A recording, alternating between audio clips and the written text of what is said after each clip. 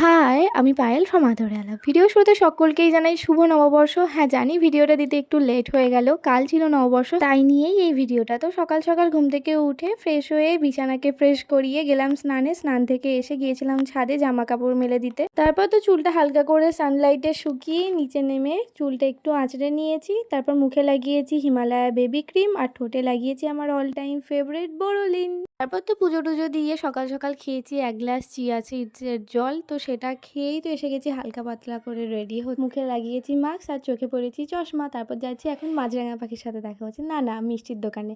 নববর্ষ আবার মিষ্টি ছাড়া হয় নাকি?